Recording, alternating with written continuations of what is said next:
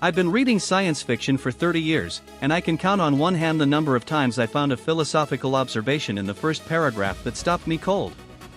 Kir Bulychev opens Agent KF with something that sounds simple but isn't: happiness doesn't depend on the scale of the event. A victory you've worked toward for years, the completion of endless labor, the end of a long journey, these can bring tiredness, even disappointment. But some unexpected small thing can overflow you with joy. That's the first thing Bulychev wants you to understand, and he shows it to you through an archaeologist named Foti Van Cohen who collects toy soldiers. I want to stay with this idea for a moment because it's easy to read past it. We spend most of our lives chasing big moments.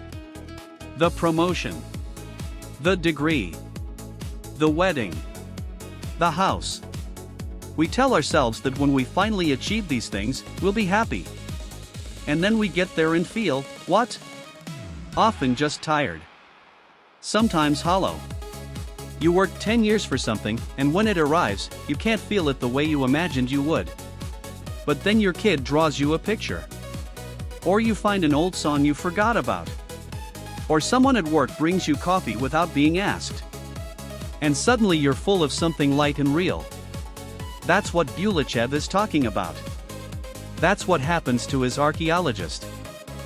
Foti Van Cohen is on a distant planet called Pooh, helping set up a school of knowledge. He's a respected academic, a serious man. And he collects toy soldiers. Not as an investment. Not because they're valuable. He just loves them. When he was a child on Earth, his uncle gave him a regiment of mounted guards. Years later, he's on another world, light years from home, and he still makes soldiers by hand when he can't buy them. His collection has reached 1,000 pieces over 20 years. The story opens with him walking through a city that looks like a garden for giants. The buildings are shaped like enormous pumpkins and eggs, balanced on pointed ends or lifted on stilts. Windows start 5 meters off the ground. Van Cohen asks the consul why everything looks so strange, and the consul explains, during the period of clan warfare, it was very hard to storm an egg standing on its sharp end or raised on stilts. That's why the windows are so high, too high to reach from the ground. This is the second thing Bulychev does quietly in the opening pages. He shows you that architecture is the frozen memory of violence. The buildings don't look that way because someone thought it was pretty. They look that way because people were killing each other, and the ones who survived built fortresses disguised as houses. Even now, generations later, when the clan wars have cooled, everyone still lives inside the shape of old fear. And then Bulychev adds a twist. There's a new hotel built for tourists from the galactic civilization. It has modern materials, mirrored surfaces, advanced design. But here's the thing, the traditional houses, with their double walls, kept cool in summer and warm in winter. The fancy new hotel with its mirror panels? It collects solar heat like an oven. Progress made things worse. I worked in tech for a while, and I watched this happen over and over.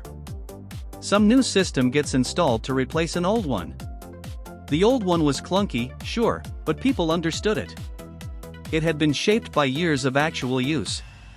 The new one looks sleek, has all the features, gets great reviews. And then everyone discovers it doesn't actually work as well for what they need. But by then it's too late to go back. The old system has been dismantled. You're stuck. Van Cohen walks through the market district and spots a shop. Inside, on shelves, are toy soldiers. Not plastic mass-produced figures. Hand-carved wooden ones, detailed and careful. He stops breathing for a second. He's found 20 in the entire city over several days, and now here are dozens. He goes inside to look. The shop owner shows them to him. Van Cohen asks the price. The shopkeeper names a figure that equals the cost of a restaurant dinner. Van Cohen is surprised, that seems expensive for a toy. But then he thinks it through, the value of a thing is determined by the difficulty of making it. This soldier was made very carefully. The price makes sense. He doesn't have enough money on him. The shopkeeper suggests he go get more and return. Van Cohen agrees and rushes out. But then the consul stops him and explains something about local custom. If you enter a shop, you must buy something, or you offend the seller. If you leave without buying, the seller has to give you a gift to save face, which humiliates them. This is one of those cultural rules that sounds arbitrary until you realize it's holding something together. It's a way of turning every interaction into a mutual obligation. You can't just browse. You can't window shop. Every entry is a commitment. It's the opposite of how I grew up shopping, where you can walk into 10 stores and leave without buying anything and nobody cares. Here, attention creates debt. Van Cohen realizes he's stuck. He has to buy something or cause an incident. He checks his wallet. He has enough for a few soldiers. Not all of them, but enough. He calculates. He can get more money from the hotel safe and return for the rest. He buys what he can afford and rushes back to the hotel. Bulychev describes the happiness Van Cohen feels as a special kind of joy available only to collectors. It's pure. Disinterested in a deep sense. A real collector, he writes, will feel the same intensity of joy acquiring something cheap or priceless. What matters isn't the cost but the fact of possession. It's not about investment or status. It's about completing something inside yourself that has nothing to do with anyone else. I know people who collect things: vinyl records, vintage tools, rare books, coins, stamps, sneakers. The ones who really love it aren't doing it to impress anyone. They're doing it because finding the missing piece satisfies something fundamental. It's a form of order they can control in a world that's mostly chaos. Each addition is a small repair to the universe. Van Cohen gets back to the hotel and asks for his wallet from the safe. The staff checks. It's not there. Someone has stolen it. He's been robbed. His money is gone. His documents are gone. And what does he think about? Not the loss of documents or cash. He curses the planet. He curses his passion for toy soldiers. What upsets him most is that he can't go back and buy the rest of the soldiers in the shop. Bulychev is showing you something about obsession here. The rational response to being robbed is worry about documents, about money, about safety. But Van Cohen is a collector, and collectors don't think rationally about their collections. The theft is bad because it prevents acquisition. That's the real injury. There's a detail earlier in the book that I have to mention because it's both funny and revealing. Bulychev tells you that Van Cohen is extremely pedantic. Once, at an interarchaeological congress, there was a reproduction of some painting hanging crooked within his line of sight.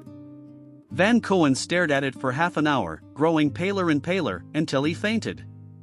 He literally passed out because a picture was crooked. This is absurd, right? But it's also the logical extreme of a personality type. Some people can't let things be out of place. It's not a preference. It's closer to pain. I knew a guy in the military who couldn't leave a room if anything was asymmetrical. He'd straighten chairs, align books, adjust picture frames.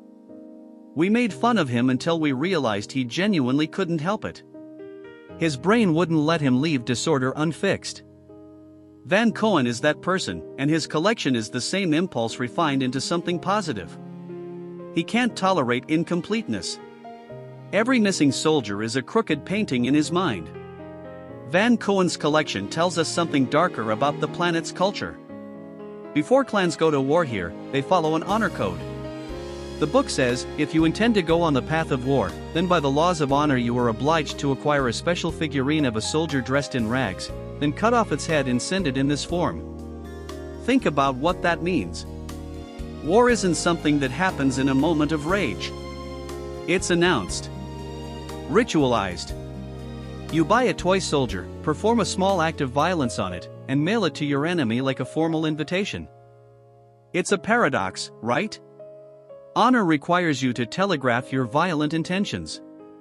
You'd think the element of surprise would be valuable in war, but this culture values the ritual more than tactical advantage. It makes me think about how we announce our own hostilities. The formal breakup conversation. The resignation letter with 2 weeks' notice. The lawsuit papers delivered by courier. We also have rituals that turn aggression into something ceremonial, something with rules. But here's where it gets interesting. Van Cohen is an archaeologist, an outsider. He's been buying these war figurines. Lots of them. For his collection. The book presents a question, maybe just out of curiosity? Unfortunately, this hypothesis is refuted by all the other evidence. This is cultural confusion at its most dangerous. A tourist collecting souvenirs might actually be declaring war on multiple clans without knowing it. Innocent curiosity interpreted as hostile action. I've seen this happen in smaller ways. A colleague once told me about working in Japan, how he didn't know that pouring your own drink at a business dinner was seen as antisocial, almost rude. He thought he was being self-sufficient. They thought he was refusing their hospitality. Tiny gestures carry enormous weight when you don't know the code. Van Cohen might have accidentally declared war on half the planet because he liked how the figurines looked on his shelf. The investigation into Van Cohen's activities involves a woman with unusual abilities. The book says, here the women have strongly developed intuition. It's not even intuition anymore but something between intuition and telepathy. This isn't presented as magic or fantasy. It's treated as a natural evolutionary development, maybe cultural, maybe biological. Some humans on some worlds have developed enhanced empathic abilities to the point where they can sense intentions, read emotional states almost as clearly as spoken words. What would that do to a society? If women can sense lies, feel hidden motives, detect violence before it manifests? It would reshape everything. Politics. Romance. Commerce. You couldn't hide. Your intentions would be partially visible to half the population. It makes me think about how we already do this in limited ways. A good nurse can tell when a patient is hiding pain. An experienced teacher knows which student is struggling before they raise their hand. A parent feels their child's distress from across the room. We call it intuition because we don't have better language for it. But maybe on some worlds, with different evolutionary pressures, that sense develops until it becomes something more. The investigation also reveals details about local social structures. The book describes how girls from good but impoverished families were sent for a year or more to an establishment where they were taught to dance, sing, and care for guests. Bulychev presents this without moral judgment, just as a fact of how this economy works. Noble birth doesn't guarantee wealth. When families fall on hard times, daughters become students of social arts, learning skills that can support them and their households. It's easy to impose our own cultural frameworks on this, to see it through one lens or another. But Bulychev is interested in something more complex. This is about economic necessity transforming intimate relationships into education and commerce. It's survival strategy, skill development, and social mobility all mixed together. The girls aren't sold or abandoned. They're educated in a specific tradition, then returned to their families with abilities that have value. It reminds me of how many cultures have handled similar economic pressures, apprenticeships, service positions, arranged marriages that are also business alliances. We pretend modern life is so different, but people have always had to negotiate between personal dignity and economic reality. Then there's a detail that makes me laugh every time I read it, even though it's actually quite serious. A bureaucratic accident creates permanent kinship bonds across cultures. The book explains, the mistake was made by the predecessor, who seated the recently hired secretary of the PT representative between himself and the minister's second Eastern wife. The adoption certificate was now unbreakable. One seating mistake at a formal dinner, and suddenly the Earth representative has inherited a local daughter through automatic cultural protocols he didn't even know existed. Imagine that. You're at a work dinner, you sit someone in the wrong chair, and boom, you're now legally their parent in a system that doesn't recognize divorce or annulment of family bonds. The representative can't undo it. Can't explain it away. The adoption certificate is culturally and legally permanent. He's trapped by a protocol he never agreed to, bound by rules he didn't know he was following. This happens to all of us in smaller ways. You accidentally insult someone by not following an unwritten rule at their family gathering. You violate a workplace norm you didn't know existed. You move to a new place and discover that friendly eye contact is either required or forbidden, depending on local custom. We're all foreigners somewhere, stumbling through invisible protocols, hoping our mistakes aren't permanent. But the book goes deeper. It asks bigger questions. When panspermia became a scientific fact, it did not bring scientists closer to understanding the reasons why intelligent life within the known galaxy arose on the basis of the same set of chromosomes as on Earth.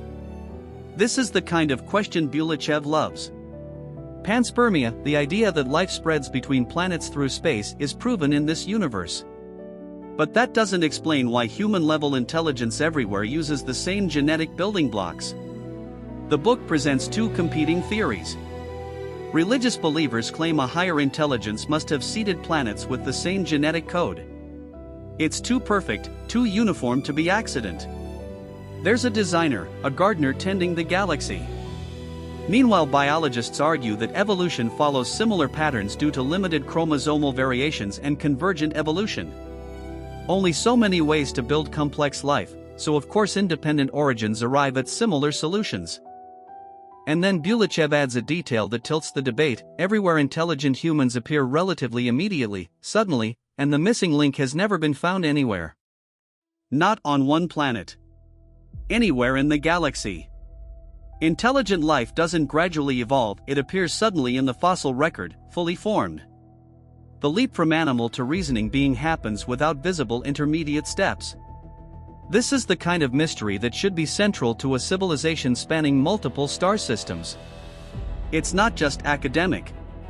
It touches on who we are, where we come from, whether we're alone in the universe or part of something intentional. But Bulychev doesn't resolve it. He lets it hang there, unanswered, because some questions are more valuable than their answers. There's this moment in the book where Andrei, the protagonist, sits in the consulate office reading a personnel evaluation of Consul Olsen. Olsen has lived on this planet for 12 years. He speaks all the local languages. He knows which clans are feuding, which merchants can be trusted, where the sacred groves are that you don't walk through on certain days. The local people invite him to their ceremonies. When someone's child is sick, they come to Olsen first, before their own healers, because they trust him. 12 years of building that trust, one conversation at a time. And the evaluation says he shows insufficient initiative. That phrase, insufficient initiative, it was inserted, the text tells us, by some bureaucrat in the latest instruction letter. Some person in an office light years away, who's never set foot on this planet, who doesn't know the difference between a greeting gesture and a death threat in the local culture, decided that Olsen isn't doing enough. Probably because he's not filing the right number of reports, or because his work doesn't fit neatly into whatever metric they're using to evaluate consul performance this year.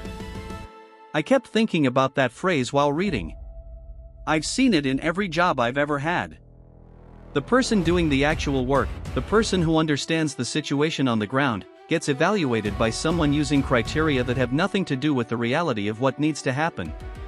The factory supervisor who knows his machines intimately gets a bad review because he doesn't attend enough management meetings. The nurse who sits with a dying patient gets marked down because her documentation wasn't filed within the designated time window. The truck driver who takes an extra hour to help someone on the side of the road gets dinged for being behind schedule. Bureaucratic evaluation versus human approach. That's what Bulychev is showing us here. The system needs numbers, metrics, checkboxes. But real work, work that matters, often can't be measured that way. Then there's this beautiful contrast. While the consulate is drowning in paperwork and evaluations, something else is happening on the planet. A spacecraft is arriving. Not some diplomatic vessel carrying important officials. Not a famous video star's personal ship. Just a routine transport, an experimental model making a test run. The book describes how the arrival of this ship draws more spectators than the bird fights, which are the most popular entertainment on the planet. This is the first gravitic vessel that will land on Pooh, and people are gathering in huge crowds just to see it descend. For the galactic civilization, it's routine. Tuesday morning, another transport lands. But for the people of this isolated world, it's a miracle dropping from the sky. I love how Bulychev captures this through Andrei's eyes. The massive ship descending, the hatch opening above him looking like temple gates, so huge and imposing that even though he knows it's just technology, just engineering, he feels that sense of scale that creates awe. The book says something like, even the routine of the landing was part of the spectacle. No famous passengers, no important cargo, but the sheer fact of this enormous machine settling onto the ground was enough to transform an ordinary day into something people would remember. Scale as a way to create reverence. Technology becomes religious experience. This happens in our world too. I remember the first time I saw a massive cargo ship being loaded at a port. I knew intellectually how it worked: cranes, containers, hydraulics, nothing mysterious.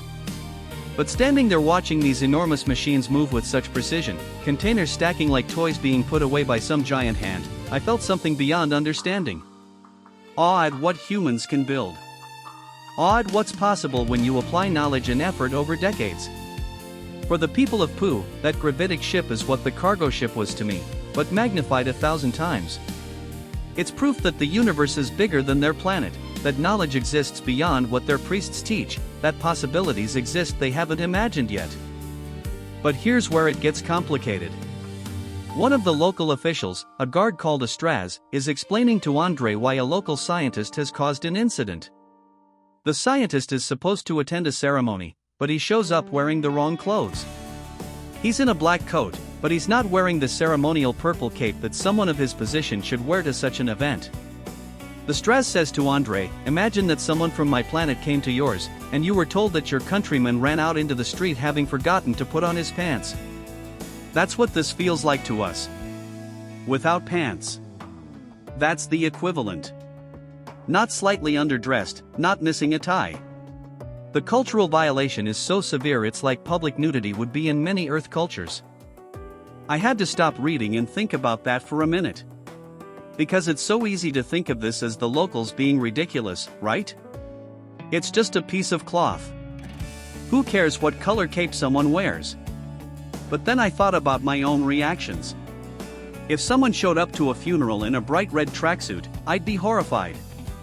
If someone wore a bathing suit to a job interview, I'd question their sanity. These rules feel natural to me because I was raised with them.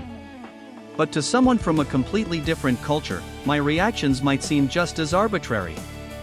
Cultural shock through small details. What you can see and what you absolutely cannot see.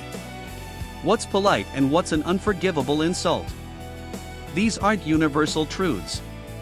They're local agreements, but they have the weight of universal truths to the people who live inside them. Andre is an archaeologist, and as he travels through this world, he starts noticing patterns. The planet was nicknamed Atlantis by the archaeological team because the local legends sound familiar. On Earth, there were legends of Atlantis, a great civilization that disappeared under mysterious circumstances. On the planet Era, there were legends of giants who died in a mysterious war. Different details, but the same structure. A golden age, a catastrophe, a fall from grace. The book says, human imagination is limited and feeds on a narrow spectrum of legends and commonplaces. If Earth once had Atlanteans who perished under unclear circumstances, then Era had giants who died in a mysterious war. I found this idea both depressing and comforting. Depressing because it suggests we're not as creative as we like to think. We tell the same stories over and over, just with different names and settings. But comforting because it means we're connected. All across the galaxy, humans are asking the same questions. Where did we come from? Were we greater once? What did we lose? Can we get it back? Archaeological parallel, humanity repeating its myths across different planets. We carry our stories with us like genetic code. Wherever we go, we tell variations of the same tales. But understanding local myths is one thing. Actually navigating the culture is something else entirely. Andre makes a mistake. He wants to buy souvenirs, little figurines representing different clans. Just memorabilia, something to take home, the way tourists buy postcards or miniature monuments. He goes to what the book calls a ritual shop and asks to buy figurines of all the major clans. The shopkeeper freaks out. He goes to the authorities claiming that this outsider is planning to declare vengeance against all the clans simultaneously. Because in this culture, these figurines aren't decorative. You buy a clan's figurine when you want to formally declare blood feud against them. It's how you announce that you're coming for them, that there's a debt that must be paid in blood. Andrei just wanted souvenirs. The shopkeeper thought he was looking at a maniac planning genocide. So Andrei is starting to realize that this world doesn't just have different customs. It has customs that trap you. Rules so elaborate they become cages. There's a moment early on where Vitus, the young guy who's been helping them, just explodes in frustration. He says something that stuck with me: "Here I can't even marry the girl I love because she's my daughter by inheritance." Read that again. His girlfriend is his inherited daughter? Not biologically. Not in any way that makes sense if you're thinking about actual family. But according to the ritual inheritance laws of this planet, when someone dies, their social relationships get distributed to other people like property. And somehow, through this chain of ritual inheritances, the woman Vitus loves ended up being classified as his daughter. So marriage is forbidden. Not because anyone actually thinks they're related, but because the system of rules has become so complex, so layered, so disconnected from its original purpose, that it now actively prevents people from living. I thought about this for days after reading it. How many times have you been in a situation where the rules made no sense, but everyone just shrugged and said, "That's how it is"? Where the policy was clearly stupid, but changing it would require going through so many channels, convincing so many people, that it was easier to just accept the absurdity? Bulychev is showing us something darker than simple bureaucratic annoyance. He's showing us how systems of control work. You don't need guards with guns on every corner if you've convinced people that their girlfriend is their daughter. If you've made the rules so complicated that people trap themselves. And the violence on this planet works the same way. It's not chaotic. It's not anarchic. It's bureaucratized. The book describes it plainly: hired assassins organized in a guild no less legitimate and respectable than the guild of jewelers and astrologers. Think about that image. An assassin's guild.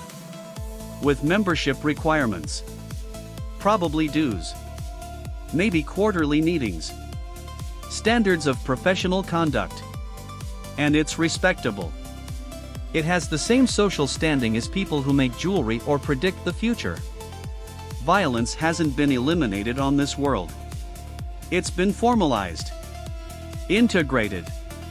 Made part of the system. Which means opposing it isn't just fighting criminals. It's fighting an established institution. You can't just arrest the assassins because they're not breaking any laws. They are the law, or at least part of it. This reminded me of something I saw once in a corporate office. Not violence obviously, but the same principle. There was a woman who was really good at her job, and her manager hated her for it. Made her life miserable. Everyone knew. But the manager was careful. Every action was documented. Every criticism was formally justified. Every punishment went through proper channels.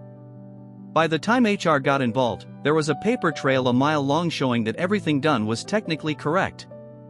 The cruelty was bureaucratic. Therefore it was acceptable. And throughout all of this, everyone is so polite. That's what makes it surreal. Bulychev gives us this exchange at the feast, where the host and guest are wishing each other well. "I hope death won't come for you for at least a century. My only hope is to see you at my funeral. I cannot allow such a thought, dying sooner is my dream." It's this escalating ritual of compliments about longevity. Each person trying to outwish the other. Hoping the other lives long. "No, you live longer. No, I insist you outlive me." Like a politeness arms race. And it would be funny, almost charming, except people are actively trying to kill each other throughout this entire feast. There are assassination attempts happening while this elaborate etiquette unfolds. The formality doesn't prevent the danger. It masks it. Makes it harder to respond to. Because how do you react to a threat when everyone's speaking in ritual phrases? How do you call for help when doing so would violate protocol? And Andrei, our protagonist, is starting to develop this sense for when things are wrong. The book describes it: Andrei sensed something wrong, either a black shadow moved or suddenly an unnatural silence reigned in the air. That phrase. Unnatural silence. I know exactly what Bulychev means. It's not that things got quiet. It's that the quality of the quiet changed. The way air feels different before a storm. You can't point to what's different, but you know something is. I've felt this. Walking home late at night and suddenly everything feels wrong. Not because anything happened. Because something about the emptiness changed texture. Your body knows before your brain catches up. In a dangerous place, you develop these senses or you don't survive. Andrei is learning to read the environment at a level below language. Below conscious thought. He's adapting. But adaptation to a sick system means becoming someone who assumes danger constantly. Even when you survive, what does that do to you? Then there's this detail about the archaeologist that really got me. Someone mentions that an archaeologist was supposed to give a big lecture but disappeared. The comparison is, imagine an archaeologist from Mars arriving on 20th century Earth with news that traces of Atlantis had been discovered there. A finding that would completely change how people understand their own history. And the person with this knowledge vanishes before they can share it. This is barely developed in the text. It's almost a throwaway comment. But it tells you everything about what kind of world this is. Knowledge is dangerous. Certain discoveries threaten the people in power. Not because the discoveries themselves are weapons, but because they change what people believe about where they came from. About who they are. I thought about all those times in history when libraries were burned. When scientists were silenced. When books were banned. It's never really about the specific facts. It's about maintaining a story. The people in control need everyone to believe a certain version of reality. Any evidence that contradicts that version becomes a threat. And there's this character, Bruce, who explains why he can't go back to the Galactic Center. He says, where every other person will look at me and think, that's that Bruce. That Bruce. Whatever he did, whatever his reputation is, he can't escape it. Even across thousands of light years. Even in a civilization that spans multiple planets. Your past follows you. Your reputation is a weight you carry. This hit me hard because I've known people like this. People who moved cities trying to outrun who they used to be. Someone who made one big mistake and it defined them forever in their hometown, so they left. But the thing about reputation is you can't leave it behind if you carry it inside yourself. If you believe that's who you are. Bruce can't go back not just because other people remember. He can't go back because he remembers. Because he knows what they'll think when they see him. And maybe that's worse than what they actually think. Maybe the prison is mostly in his head. But that doesn't make it less real. These ideas are all circling around the same theme. Social systems that trap people. Rules that seem protective but actually constrain. Reputations that become identities. Violence that's been made legitimate. Knowledge that's too dangerous to speak. Bulychev is building something here. Showing us a world where everything has been ritualized and formalized and made proper. And somehow that makes it more horrifying, not less. Because you can't fight ritual the way you fight chaos. You can't rebel against something that presents itself as civilization itself. I want to talk about the moment when the murder happens, because Bulychev does something I've never seen another writer do with death. Most books, when someone dies, they focus on the violence or the shock or the grief. And those things are there. But Bulychev focuses on something else first. Something small and almost absurd. Petrie is lying dead on the floor behind the reception desk of her space travel agency. And the narrator describes how her blue wig has slipped off her black hair. And there's this line, the blue wig slipped off her black hair as if it didn't want to serve its lifeless mistress. As if the wig itself knew. As if it had a kind of dignity, and serving a dead person was beneath that dignity. When I first read that line, I stopped.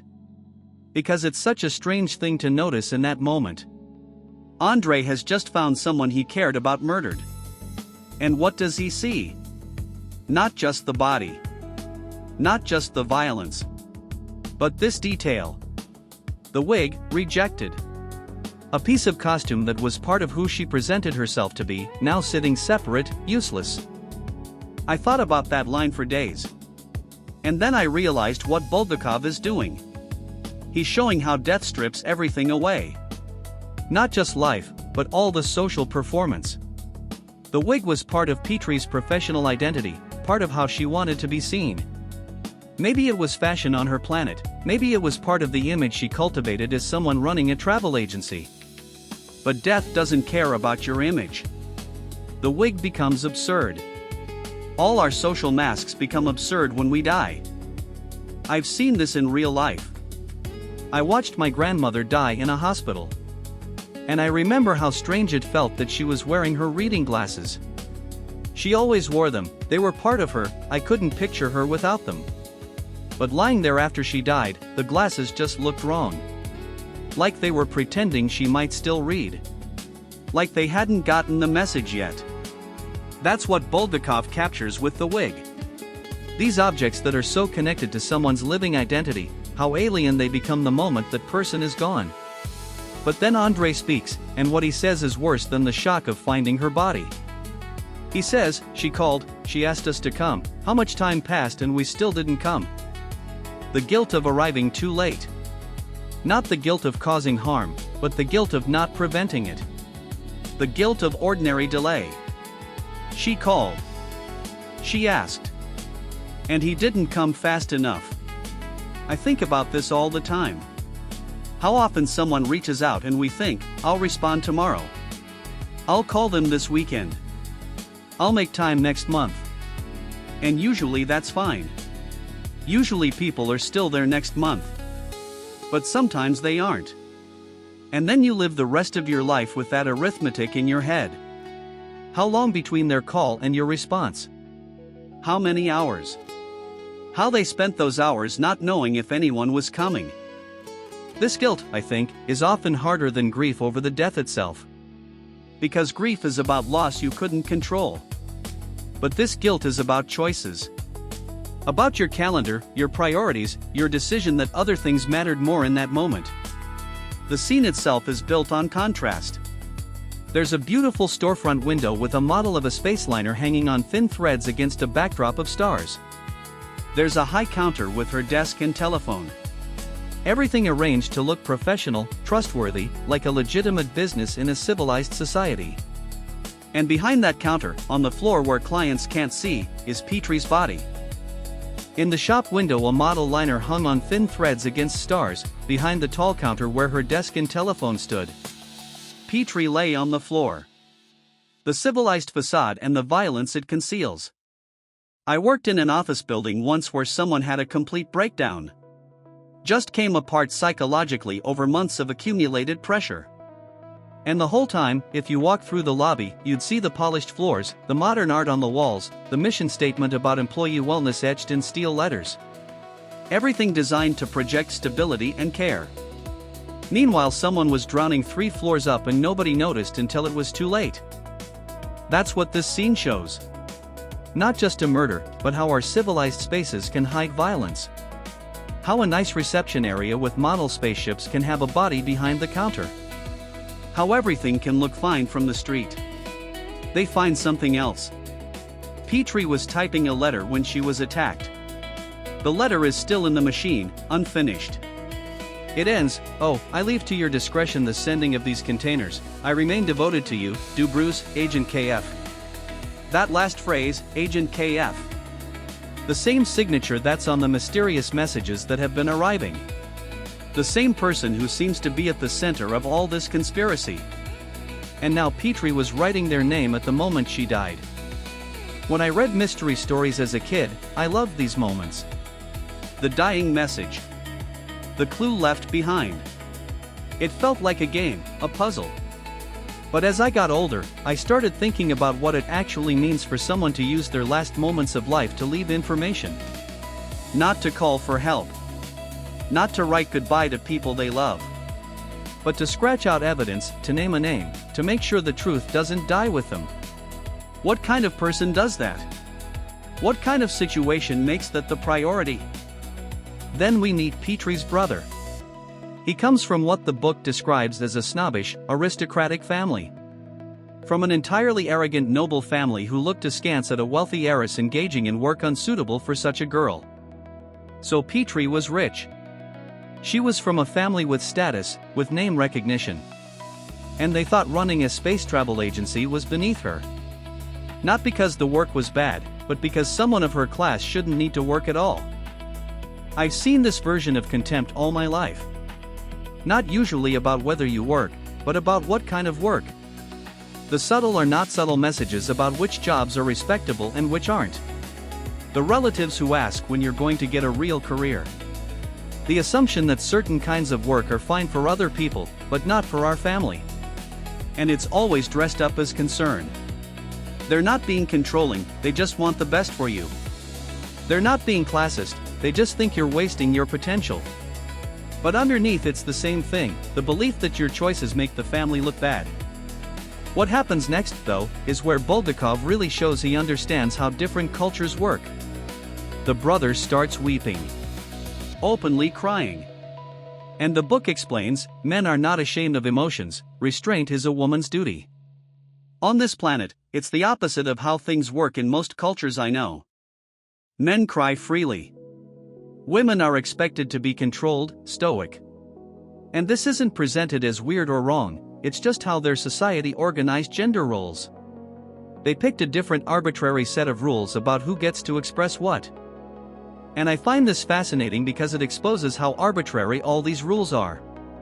There's nothing natural about men not crying.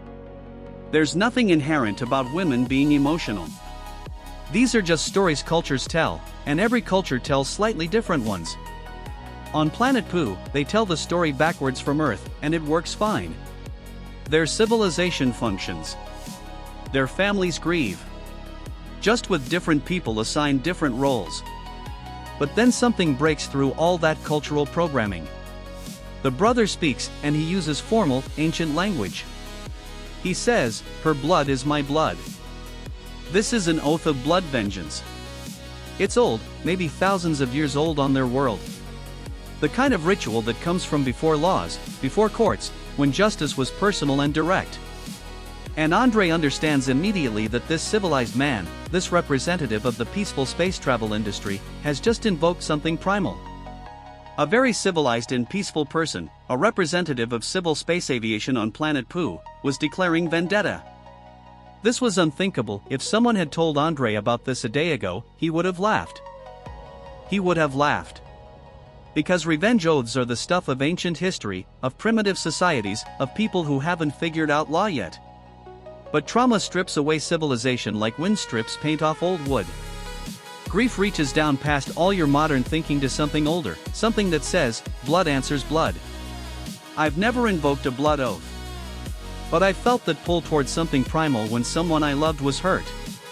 That desire for direct action, for personal justice, for making the person who did this feel exactly what they made your person feel. Civilization is the choice to not do that. To let institutions handle it. To believe in process. But that choice costs something.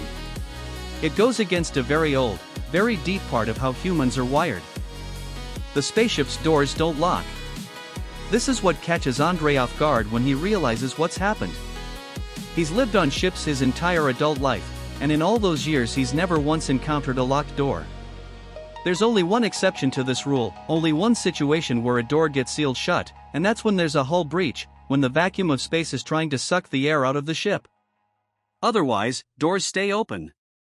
They don't even have locks installed. Bulychev is showing us something about trust here, about what a functional society looks like. In this future civilization, locked doors are an anomaly. They're a violation of the basic social contract. When you lock a door, you're saying you don't trust the people around you. You're saying you expect theft, violence, intrusion. But on these ships, in this culture, those expectations don't exist. The absence of locks isn't just a convenience, it's a statement about who these people are. And this is exactly what makes them vulnerable. When Pruk and his warriors take over the ship, they do it easily. Not because they're particularly skilled or numerous.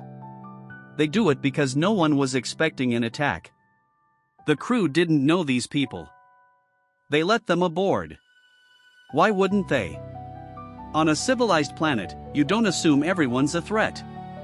The ship's doctor tries to explain this later, and you can hear the confusion in his voice, like he's trying to make sense of what happened. But understand, we're on a civilized planet. We didn't know you by sight and we let you onto the ship. It's almost childlike, this explanation. We're civilized, so we acted civilized, and that's how we got hurt. There's a version of this that happens in regular life too. You grow up in a safe neighborhood, you develop certain habits. You leave your bike on the porch. You don't check over your shoulder when you're walking. Then something happens, a break-in, an assault, and suddenly all those habits that felt normal reveal themselves as luxuries you didn't know you had. The safety wasn't in the world, it was in your assumption about the world. Pruk understands this completely. He's not a sophisticated thinker in most ways, but he's got this one insight and he's built his entire worldview around it. He tells Andrei straight out, what protects you isn't your true power, but others' fear of your power. That's your weakness. Power breeds overconfidence, and here's the result. A developed civilization becomes self-assured. It forgets that power has to be defended. It starts to believe that the rules it's created, the systems it's built, are somehow natural laws that everyone will follow. But they're not natural laws. They're agreements. And agreements only work when everyone agrees. Pruk didn't agree. He comes from a planet called Era, a world that's still living in what we'd recognize as a feudal or maybe early industrial era. His people have traditions that sound almost romantic when you first hear about them. Like this custom of visiting the graves of beloved ancestors. Families would travel for days, sometimes weeks, to reach these grave sites. It sounds respectful, even touching. Except the tradition included massive feasts at the graves, and at these feasts, well, as Bulychev puts it, murder was forbidden but of course not prevented. The journey was as much about settling scores as honoring the dead. This is the culture that shaped Pruk. And then a spaceship landed. Advanced civilization made contact. They gave his people access to technology, taught them to use computers, showed them how space travel works. They thought they were uplifting a primitive culture. What they actually did was give sophisticated weapons to someone whose internal world hadn't changed at all. Bulychev has one of the characters reflect on this. You taught him to fly in space, to calculate on computers, showed him how you live, aroused in him constant envy and bitterness against you, but inside he remained as wild as before meeting you. This is one of those observations that lands differently depending on when you encounter it. There's a version of this in every situation where one group has resources and another doesn't. Give someone tools without changing the structures that caused the inequality in the first place, and you often just create a more dangerous version of the same problem. It's not that technology is bad or that knowledge shouldn't be shared. It's that tools amplify whatever's already there. Give a hammer to a builder and you get a house. Give a hammer to someone who's angry and you get a weapon. Pruk is very honest about what drives him. He sits Andrei down and explains it plainly, I'm very simply constructed. I need power and glory, like every noble man. He doesn't see anything wrong with this. In his world, wanting power isn't a character flaw, it's an aspiration. It's what separates the great from the ordinary. He actually says this, only great people know how to think as they want, and I think higher than you ordinary people. What's disturbing isn't that Pruk wants power. Lots of people want power. What's disturbing is that he's constructed an entire moral framework where his desire for power is noble, where taking what he wants is actually a form of justice. He tells Andrei, my motives are noble, my goal is high, and I wish no one harm. That's why you're alive and your captain is alive. I don't need blood and revenge. I need only justice. He's hijacked a spaceship, taken people hostage at gunpoint, and he genuinely believes he's the hero of this story. This isn't cynicism. This isn't someone who knows he's evil and doesn't care. This is someone who has completely convinced himself that his actions are righteous. He divides the world into great people and ordinary people, and great people, in his view, have not just the right but the responsibility to seize power. Everyone else exists to serve or get out of the way. I've met versions of this thinking in real life. Not usually this extreme, but the basic structure is the same. Someone who's convinced that rules don't apply to them because they have special insight, special destiny, special needs. The person at work who takes credit for other people's ideas because they believe their career is more important. The family member who creates crisis after crisis because they see their emotional needs as more valid than anyone else's boundaries. The partner who justifies controlling behavior as love. It's all the same mechanism. I am special, therefore normal ethics don't constrain me. And here's what makes it so hard to fight: these people often aren't entirely wrong about being capable. Prok actually is smarter than average. He's charismatic, strategic, able to plan and execute a complex operation. In another context, with different values, he might have been a genuine leader. But he's taken his abilities and used them to construct a prison where he's the only free person and everyone else is an object. The ship's doctor is struggling with something different. He made a calculation in the moment of the attack. He looked at the armed men, looked at his unarmed colleagues, did the math, and decided not to resist. He explains his thinking: I can't say I didn't reason it out. I reasoned, there are robbers on the ship, if we throw ourselves at these people now, they'll kill us. Maybe it's even more convenient for them to kill us. It's perfectly logical. It might even have been the right decision in that moment. But he can't live with it. When he talks to Andre later, he's almost vibrating with self-disgust. You don't understand. I cannot bear the humiliation. It's humiliating, revolting. The danger wasn't the worst part. The fear wasn't the worst part. The worst part was the awareness of his own helplessness. For an intelligent person, for someone who thinks of himself as educated and capable, being forced to submit to violence creates a specific kind of wound. It's not that he wishes he'd fought. He knows he would have died. It's that he has to live now with the knowledge that submission was his only option. He's seen the limits of his own agency, and it's destroyed something in how he sees himself. Bulychev is showing us that civilization makes people strong in certain ways and desperately weak in others. The doctor is probably brilliant at his work. Give him a medical emergency and he'd know exactly what to do. But put him in a situation where physical force is the only language being spoken, and all his knowledge, all his training, becomes irrelevant. Prok says it directly: sky people are fine when they're surrounded by instruments and gadgets. But when they're naked, there's no strength in them. It's not entirely true, but it's true enough to sting. The way Prok warns Andre about his own man is strange, almost respectful. He says to be careful of this small scared person, because Andre frightened him and now his life means nothing to this man, nothing at all. And these small scared people are the most dangerous. It's a bizarre moment. Here's a conqueror, a tyrant, and he's warning his captive about one of his own followers. On the surface it looks like concern. But think about what it really does. It puts fear into Andre from another direction. It isolates him. It makes him paranoid. It also shows Prok has some code, some strange sense of fairness between people he sees as equals, even if one is his prisoner. He's establishing a relationship where they're both above this small frightened man, both understand how the world works. It's psychological warfare dressed up as courtesy. Andre, meanwhile, is thinking tactically. He knows his position. He's trapped, outnumbered, outgunned. So what matters most in war when your enemy has superior forces? Intelligence. Small war tactics. Partisan warfare. He needs eyes. He needs the ability to spy into other rooms, to listen through walls. When you can't win through strength, you win through information. Every resistance movement in history understood this. The occupied need to know what the occupiers are planning. The few need to see what the many are doing.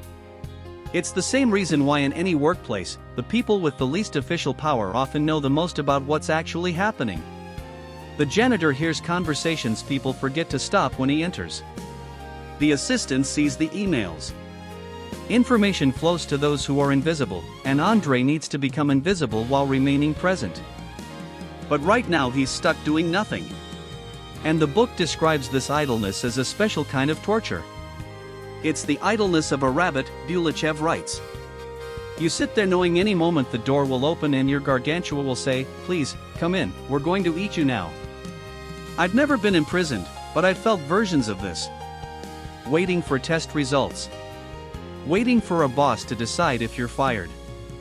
Waiting to hear if someone you love is leaving. That particular flavor of helplessness where you can't act, can't prepare, can't do anything except sit with your imagination running wild about what's coming. Time moves differently. An hour becomes a day. Your own thoughts become the torture device. After someone tries to kill Andrei and fails, Prok makes a comment about the would-be assassin. He says, "I agree that a cowardly person is dangerous not only to enemies but also to friends." Think about that for a second. We usually think of cowards as just pathetic, not threatening. But Prok understands something most people miss until it's too late. A frightened person will betray anyone to save themselves. They'll strike without warning because they can't face direct confrontation. They'll hurt their own allies if it gives them a chance to escape or gain favor. I've seen this in offices. The person who's insecure about their job becomes the one spreading rumors, undermining others, sabotaging projects just to make someone else look worse. They're not loyal to their team or even to themselves. They're loyal only to their fear. Then Prok says something that cuts deeper. He tells Andrei that in his own eyes, he's great and just. If his justice seems cruel to Andrei, it's only because Andrei doesn't have his own justice. There's something chilling about how true this is. Every person who commits atrocities believes they're justified. They have to. Nobody wakes up thinking they're the villain. Prok genuinely sees himself as a great man, a builder of empires, someone destiny has chosen. His cruelty isn't cruelty to him. It's necessity. It's strength. It's what great men must do. And he's half right that justice is subjective. What's fair depends on where you stand. A worker thinks fair wages are justice. An owner thinks profit margins are justice.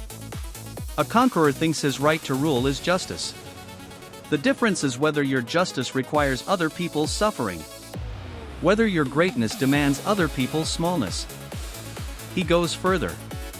He tells Andrei that songs will praise him later. There's no place in songs for those who stood in the way of great conquerors. History is written by winners, not their victims. And he's not wrong. We remember Caesar, not the Gauls he slaughtered. We remember Alexander, not the cities he burned. We name ages after emperors, not after the millions who died building their monuments. The victims become numbers, context, background. They exist in history only as the obstacle the great man overcame. It's a bitter truth that Prok states plainly, almost kindly, like he's letting Andrei in on how the world really works.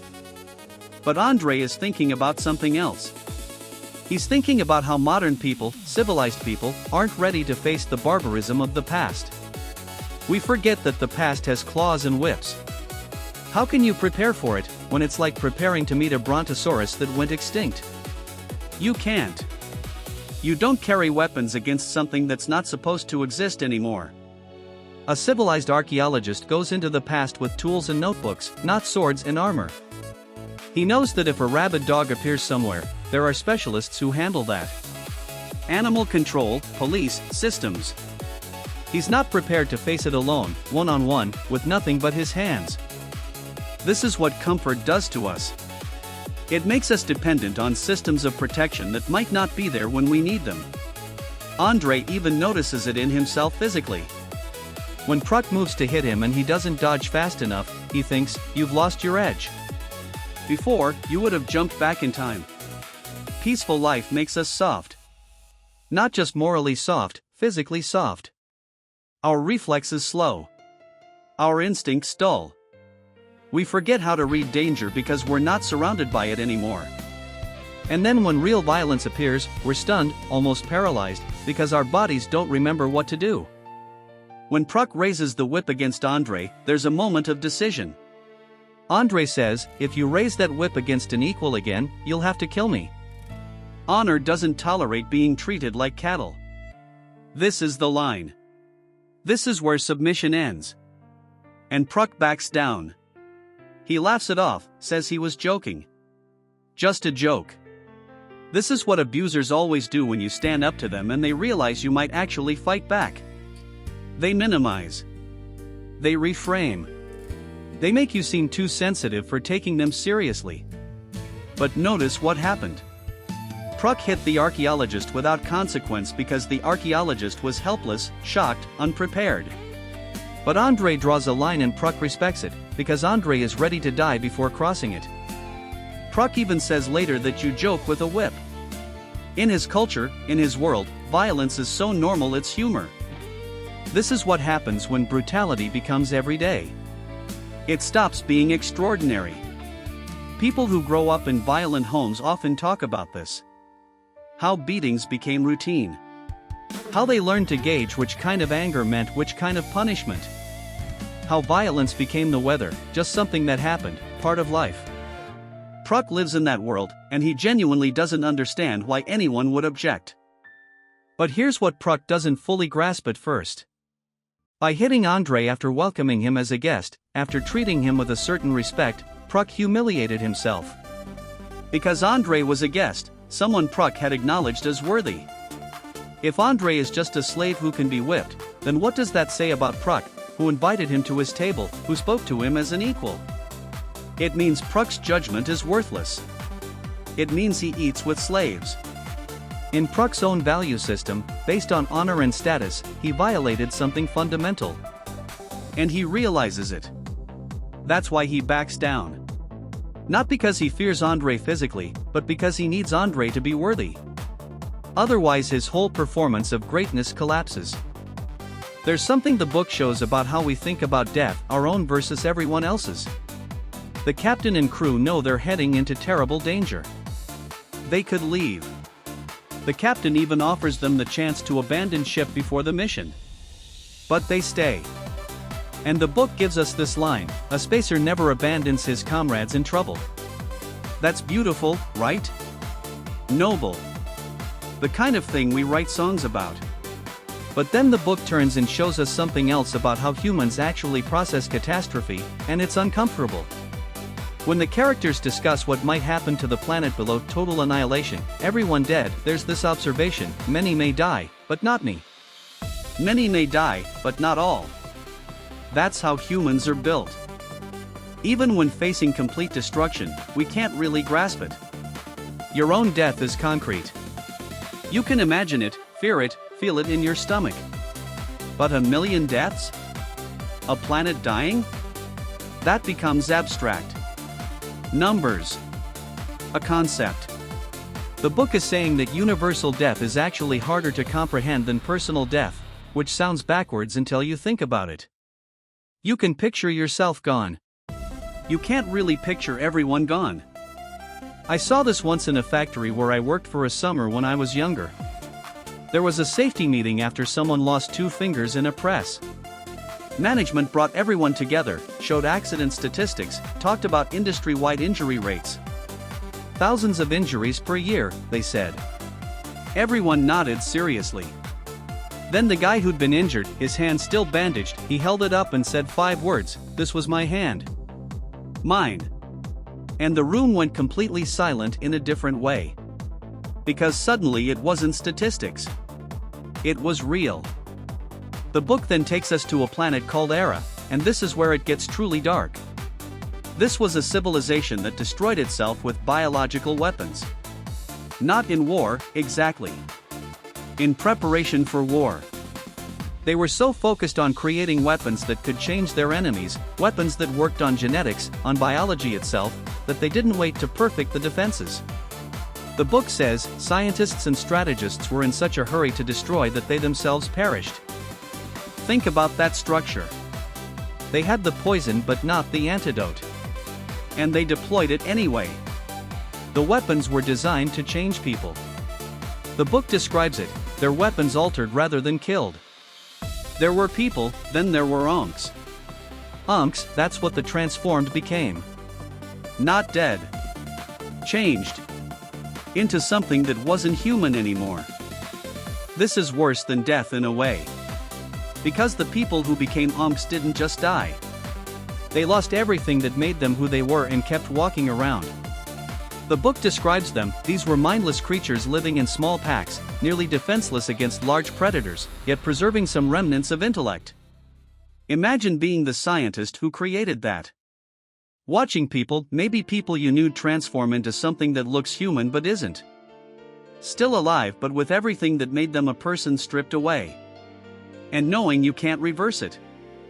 And here's the part that makes your skin crawl: they knew it wasn't ready. They knew the antidote would take years more to develop.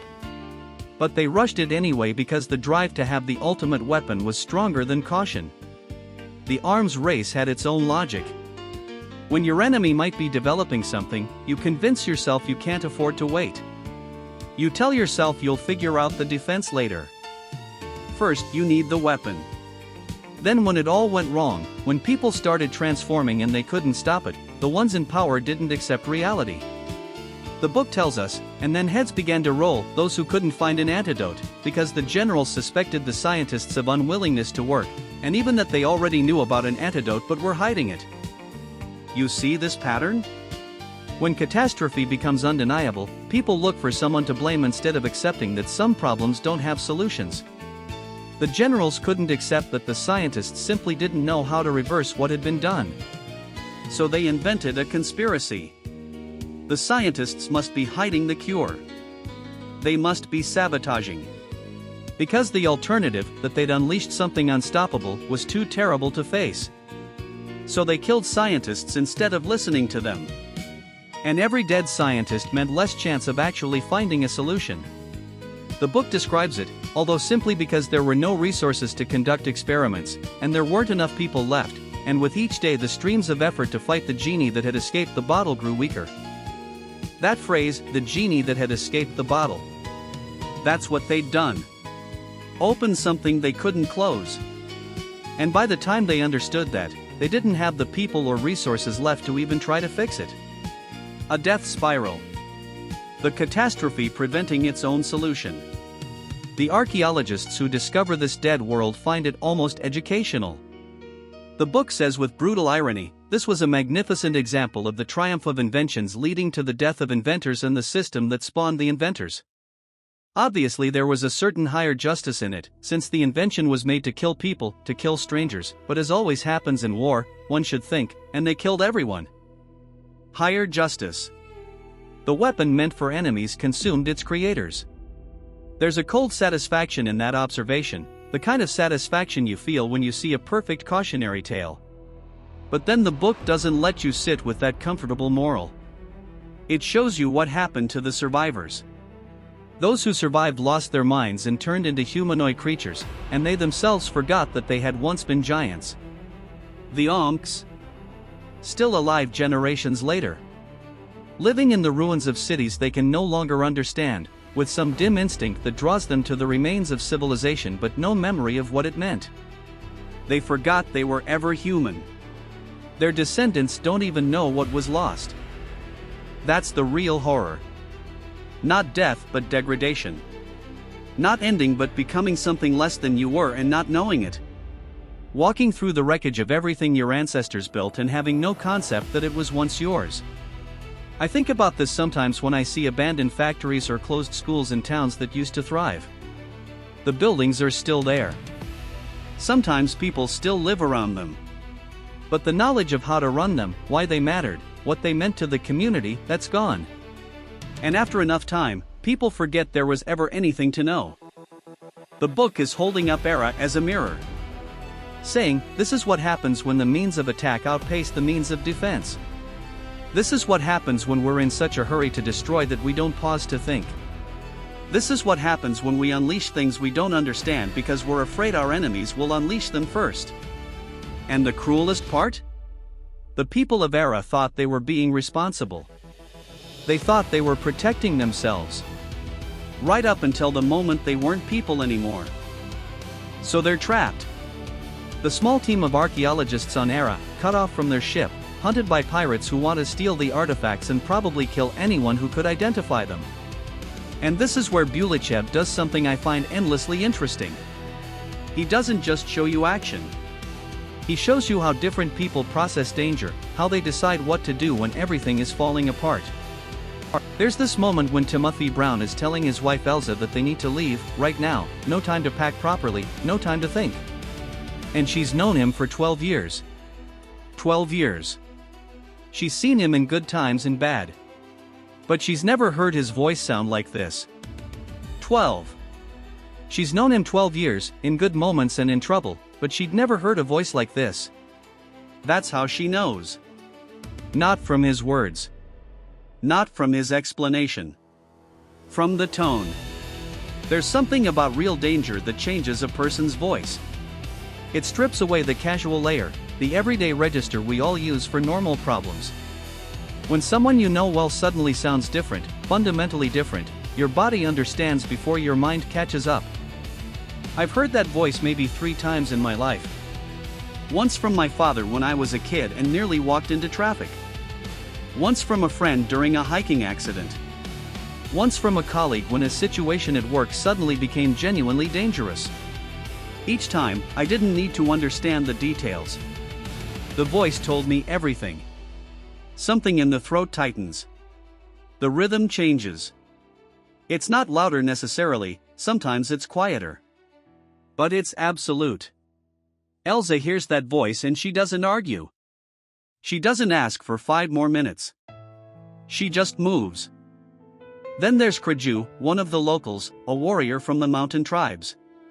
Brown needs someone to stay behind as a lookout while the others try to escape. It's dangerous. Maybe deadly. Kraju was afraid. The book says it directly, the warrior was scared. But here's what gets me. But worse than death, the shame would be to admit his fear before his leader. So he stays. He volunteers to stay in a position where he might die, because admitting he's scared feels worse than dying. The fear of showing fear is stronger than the fear of death itself. I think about this all the time. How many terrible decisions, how many acts of false bravery, how many needless deaths happen because someone is more afraid of looking afraid than of the actual danger? It's not stupidity. It's something deep in how humans are wired, especially in cultures that prize courage, that make fear shameful. The warrior stays. And maybe he's brave, but maybe he's just trapped by pride. Bulychev doesn't celebrate it or condemn it. He just shows it to you. Meanwhile, Brown and another archaeologist named Levin believe the warning about the pirates immediately. Not because the evidence is overwhelming. Not because they've done a careful analysis. They had life experience of encounters with real danger, and they believed Foti. They'd both been in situations before where danger was real. Not theoretical, not abstract, but immediate and personal. And when you've experienced that, something changes in how you evaluate warnings. You develop an instinct, a pattern recognition. Other people hear a warning and think, maybe, maybe not. People with experience hear the same warning and think we need to move now. This is one of those things nobody can teach you from a book. You either have the experience or you don't. I've worked with people who grew up in safe environments, who never really faced physical danger or sudden crisis. They're smart, capable, but when something urgent happens, they debate. They want to consider options. They're calibrated for a world where there's always time to think. Then I've worked with people who grew up in unstable situations, or who worked dangerous jobs, or who've just been through some crisis that marked them. They process danger differently. Faster. Not better or worse, just different. They have, as Bulychev puts it, life experience with real danger. One of the pirates, a guy named Osanim, he's chasing the archaeologists through the ruins. And suddenly he has this thought. More than anything in the world, he would want to return a week back, at least a week, to the quiet house at the spaceport. A week ago everything was normal. A week ago he was probably just doing routine work, maybe bored, maybe complaining about small things. Now everything is violent and chaotic and there are decisions he can't take back. And all he wants, in this moment, is to rewind. To go back to when life was boring and safe. I find that so human. When crisis hits, the most powerful wish isn't for riches or success or glory. It's just, Please let me go back to before this happened. Let me return to the ordinary day I didn't appreciate when I had it. I felt that after certain losses, after certain mistakes, just this desperate wish to rewind a week, a month, to the moment before everything changed. Obviously you can't. But the wanting is almost physical, like hunger. Then there's Elsa and Timofey's relationship. Bulychev describes her this way: 12. She was accustomed to obeying him because she was that happy woman who for 12 years was convinced that her husband was the most reasonable and serious person in the galaxy. And then he adds this. And even if that wasn't true, nothing could knock Elsa from that position. Now, you could read this as sexist, old-fashioned, the obedient wife. And maybe on some level it is a product of when it was written. But I think there's something else here too. Bulychev is describing a specific kind of marriage where one partner has complete faith in the other. Not blind faith exactly, but chosen faith. She's decided he's trustworthy and serious, and she doesn't revisit that decision every day. And he notes that even if objectively it wasn't entirely true, even if Timofey wasn't actually the most reasonable person in the galaxy, Elsa's conviction is unshakable. She's made her choice, and that choice is the foundation of their relationship. I think about the marriages and partnerships I've seen that last decades. The successful ones often have this quality. Not that one person dominates, but that there's a bedrock of trust that doesn't get questioned every time there's a decision. It's not about being right all the time. It's about having decided, deeply decided, that you trust this person's judgment. The modern way is to question everything, renegotiate constantly, make sure every decision is perfectly equal and balanced. And maybe that works for some people. But I've noticed that in crisis, the couples who do best are the ones who don't need to debate. Someone says we need to go now in that voice, and the other person moves. Brown eventually has to break all the rules. He has to leave Elsa alone in the underground ruins while he takes the vehicle to try to help others. This violates every protocol, every safety procedure. But the situation demands it. It required a combination of extraordinary circumstances for a kite to hatch from a sparrow's egg, but once the kite hatched, you can only deal with it as a predator. The ordinary rules are for ordinary situations. When the situation becomes extraordinary, the rules become obstacles. A hawk has hatched from a sparrow's egg, and you can't treat it like a sparrow anymore. That's the moment where you find out what people are actually made of. When following the procedure would get everyone killed. When safety means danger and danger means safety. Most people freeze. Some people adapt. The thing about war stories is that we think they're about heroism or strategy or grand historical forces.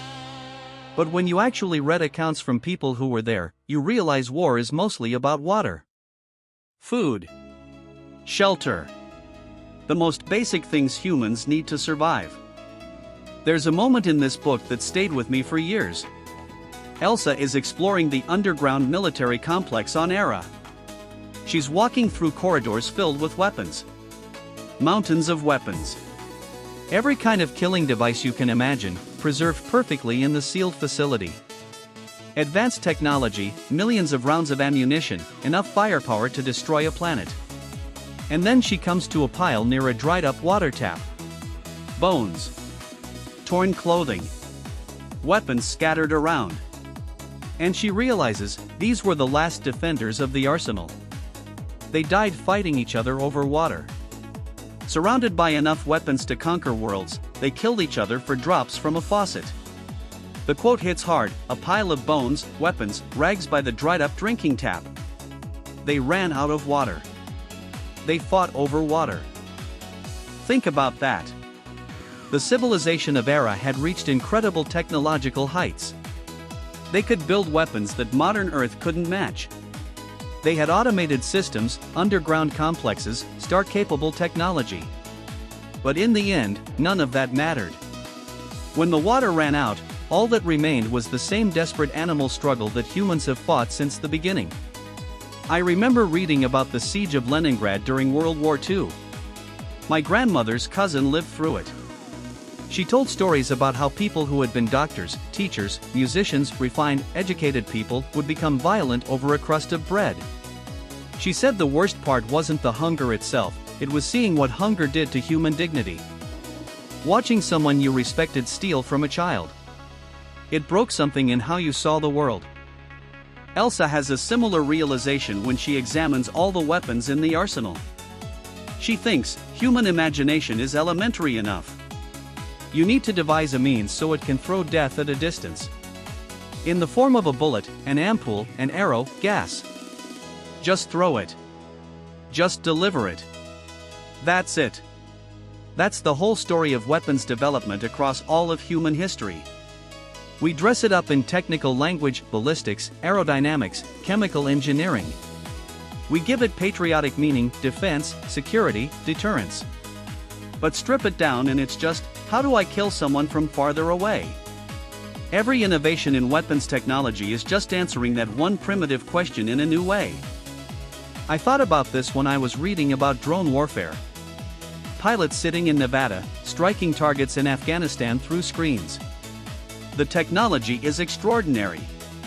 The satellites, the computing power, the precision. But the fundamental idea? Same as a rock thrown at an enemy across a valley 10,000 years ago. Just throw death farther. Bulychev isn't being preachy here. He's not saying humans are evil or that technology is bad. He's just observing, for all our complexity, for all our civilization, we keep coming back to the same basic patterns. And those patterns become very clear when everything else is stripped away. Which brings us to what Elsa finds when she leaves the arsenal and encounters the Mlyako. These are the descendants of Era's survivors. After the war, after the civilization collapsed, some humans survived in the ruins. And over generations, they changed. Or more accurately, they simplified. They still have human bodies, human faces. But they behave like animals. They have no language, no tools, no culture. Just basic survival instincts. Elsa sees them and she's struck by their eyes. Dead. Meaningless. Cow eyes. They look human but there's nothing behind the eyes. No thought. No recognition. Just blank animal awareness. And she says out loud, to no one, because she can't help herself, my God. What have you done to yourselves? It's a devastating moment. Because she's not looking at aliens. She's looking at what humans became when everything was taken away. When the knowledge was lost, when the social structures collapsed, when survival became the only thing that mattered. In a few generations, humanity can devolve back to a pre-human state. This terrified Soviet readers in ways Western audiences might not fully appreciate. In the Soviet Union, there was this official ideology of progress, humanity moving forward inevitably toward a better future. History had a direction. Civilization was always advancing. But here's Bulychev saying, no, actually, we can go backwards. We can lose everything. And it doesn't take millions of years of evolution. It takes a few generations of catastrophe. I worked for a while with refugees from war zones. One thing that struck me was how many of them talked about education. Not safety, not food, not shelter, though of course those mattered. But they'd say things like, my daughter missed 3 years of school, with this desperation in their voices. Because they understood something visceral, civilization is fragile. It exists in the knowledge passed from one generation to the next. Stop that transmission for even a short time, and you lose something that can't be easily recovered. The Mlyako are the extreme version of that. They're what happens when the transmission stops completely. But then something interesting happens. Elsa encounters another species that survived the war, the Alaks. These are beings that look more alien, more animal-like than the Mlyako. They have fur, they move on 4 legs, they're clearly not human. But unlike the Mlyako, they're still intelligent. Still aware. Still capable of thought and emotion and social bonds. Elsa needs to help them. Some of the Alaks are injured. She has medical supplies. But there's a problem, they're terrified of her. She's an alien creature to them, and they have no reason to trust her. And here's where Bulychev shows real psychological insight. Elsa realizes she can't just approach them carefully and hope for the best. Because the Alaks will sense her fear. They'll feel her uncertainty. The quote is, she had to think about how she would help them. Her fear would transmit to them immediately. It's not enough to control your fear on the surface. It's not enough to act calm while being nervous inside. They'll know. Animals know. And these Alaks, despite being intelligent, retain that animal sensitivity to emotional truth. So Elsa has to do something harder. She has to actually believe she's going to help them. She has to genuinely, deeply commit to the intention of healing, so completely that there's no room for fear or doubt. Only then can she approach. I saw this once with a dog trainer. She was working with a rescue dog that had been abused, extremely aggressive, wouldn't let anyone near. The owner kept saying, "I'm trying to be calm, I'm trying to be gentle." And the trainer said, "You're performing calm." The dog can tell the difference. She showed the owner how to breathe differently, how to genuinely shift her internal state, not just her behavior. The dog responded within minutes. That's what Bulychev is describing. There's verbal communication and there's this deeper level emotional truth that gets transmitted whether we intend it or not. And when you're dealing with beings that rely heavily on that level, you can't fake it. Elsa succeeds. She treats the injured mother Alak. And then, and this is clever, she realizes that treating the mother is the demonstration the whole group needs. Maybe it's for the best that the mother was wounded too. She can first show them that she can bring benefit.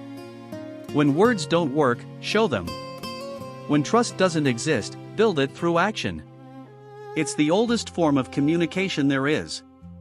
Back on the planet where the human expedition is based, something much more mundane but equally dangerous is happening. The consul's house gets destroyed by an explosion. Terrorism, probably. Political violence. The kind of thing that happens when power structures start to crack. The consul Olsen and his wife Elena Kazimirovna survived because she followed him outside just before the explosion. That superstitious worry again, that feeling she developed over years of marriage that bad things happen to him and she needs to watch out. It saved both their lives.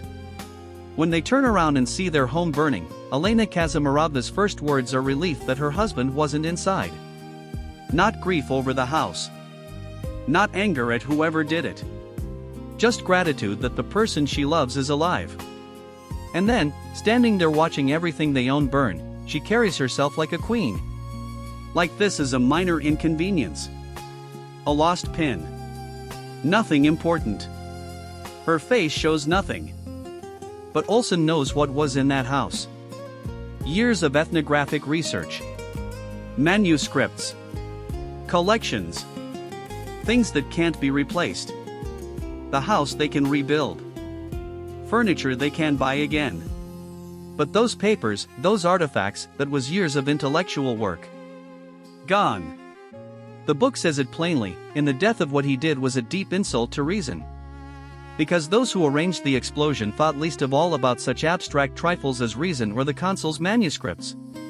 That's the real violence of terrorism. It's not just the physical destruction. It's the contempt for everything that isn't power. Art doesn't matter. Knowledge doesn't matter. Human effort doesn't matter. Only force matters. Someone from the expedition tells Olsen they'll compensate him for his losses. And there's this sad little line, the consul politely thanked them for their concern. His expenses, no one can compensate. Some things have no price because they can't be bought. Time. Years of work. Unique discoveries. You can hand someone money, but you can't hand them back the thing that mattered. There's a passage where Bulychev writes about torture. Simple, direct. The characters are discussing interrogation methods on this planet, and someone observes that, under torture, people are ready to confess to anything, yet torture remains the standard interrogation method on SPU. When I first read that, I marked it with a pencil. Not because it was shocking. Because of how casually it stated something obvious that we constantly forget. Torture doesn't work. It's never worked. Everyone knows this. Under enough pain, a human being will say whatever they think will make it stop. They'll confess to crimes they didn't commit. They'll name names of people who don't exist. They'll invent conspiracies, describe events that never happened, swear to things that are physically impossible. The information is worthless. So why do societies keep using it? Bulychev doesn't spell this out, but he puts it in context with everything else he's showing us about this civilization. Torture isn't used because it works. It's used because it's simple. Because it feels like doing something. Because the people in power are operating at a child's level of problem solving. Hit the thing that's causing problems. Make it hurt. Feel powerful. That line, torture remains the standard method, sitting right next to the acknowledgement that it produces only false confessions. That's not a plot point. That's Bulychev holding up a mirror. And remember, he's writing this in the Soviet Union. The book came out in the 1970s. You do the math on what he's actually talking about. But then the book does something unexpected. It shifts to emotion. To crying. Olson, one of the Earth agents, meets with the master of the School of Knowledge. This man is an old friend, someone Olson hasn't seen in years. They're meeting under terrible circumstances, with civilization falling apart around them, both of them in danger. And when they see each other, the master breaks down. The text says, he wept and did not hide his tears. He was a real man. Only women hide tears. I had to stop and reread that. Because it's the complete opposite of what I grew up with. Every culture I knew said men don't cry, or if they do, they hide it. Women are allowed tears. Men are supposed to be stone. But here's this civilization where it's reversed. Men cry openly. Women conceal their grief. It's considered masculine to show emotion, feminine to hide it. And Olson's reaction is perfect. The text continues, Olson immediately teared up as well. As he later explained to the pilots, he did this merely to observe proper etiquette. But in reality, it was a great relief to be able to cry on the shoulder of a man who understands the depth of your grief. That second part. That kills me every time I read it. Because that's real. That's how humans actually work. Olson tells himself a story. He tells the pilots a story. I only cried because their customs required it. He's giving himself permission by framing it as performance, as politeness. But the truth, which the narrator quietly gives us, is that he needed to cry. He needed that release. He was carrying grief and fear and exhaustion, and having a cultural excuse to let it out was a relief. How many times do we do this? We tell ourselves we're doing something for practical reasons, for etiquette, for work, for other people. When really we're doing it because we need it. We just can't admit that need directly, so we find an acceptable excuse. I've done this with reading. I'll tell people I'm reading a book because it's research, or because someone recommended it, or because it's a classic I should know. Sometimes that's true. But sometimes I'm reading because I'm lonely, or confused, or angry, and I need someone else's words to help me think. I just can't say that out loud, so I give the respectable reason. Bulychev sets up that moment of genuine emotion, that moment of self-deception about emotion, and then he zooms out to show us the broader pattern. He starts describing how the Kryan people, Olson's civilization, actually behave in groups. Despite the fact that Kryan love to repeat that they despise conventions and are strangers to etiquette in everyday life, they are governed by the strictest rules of behavior, which they simply do not notice and even deny the existence of. This is so precise it's almost painful. There's a scene where the captain of the ship calls a meeting. He makes a statement. Then he stops talking and waits. The text tells us he waited exactly 3 minutes. 3 minutes of silence. Because no one, of course, thought to object. Then the captain continues. They were all true Democrats and despised etiquette and conventions, and therefore, without conventions or ceremony, they agreed with their captain. The sarcasm in that line is so dry you could miss it if you're reading fast. They think they're democratic. They believe they have no rigid social rules. They say they encourage disagreement and debate. But in practice, no one ever disagrees with the captain. They sit in polite silence for exactly the culturally prescribed amount of time, then move on. It's etiquette so deeply internalized they don't even see it as etiquette. They think they're being natural. I've been in meetings like this. Someone in authority says, "I really want to hear objections, I want pushback, we need diverse viewpoints." And then there's a silence. And everyone can feel that the objections are not actually wanted. The form is being observed. The democracy is performed. But everyone knows what answer is expected, so that's what happens. And if you asked people afterward, they'd say it was a good discussion, very open, very collaborative. Bulychev is showing us something about how civilizations fool themselves. Not through obvious lies. Through genuine belief in ideals they don't actually practice. The Kryan truly believe they despise hierarchy and convention. They're not lying. They're blind to their own behavior. And this connects to something deeper Bulychev is exploring. When we speak of a civilization's childhood, it's visible not only in economic and social structures, but in the psychology of each individual person. Everyone remains a child, no matter how old they are, and their reactions are childish. This comes during a moment when Andrei, the main character, is analyzing the motivations of the ruler who's trying to seize power. And the motivations are simple. Childishly simple. The man wants to be king. He wants to sit on a throne. He wants to be important before he dies. That's it. That's the entire motivation for plunging a civilization into chaos. Not some grand ideology. Not even greed in a complex sense. Just I want to be the king. I want people to bow to me. A child's fantasy of power. And Andrei has to stop himself. He realizes he's starting to understand this man's psychology. He can see how someone gets to that point, what kind of life and what kind of society produces that motivation. And he catches himself and thinks, no. To explain is not to justify. Our job is to explain. And having explained, to eliminate the danger.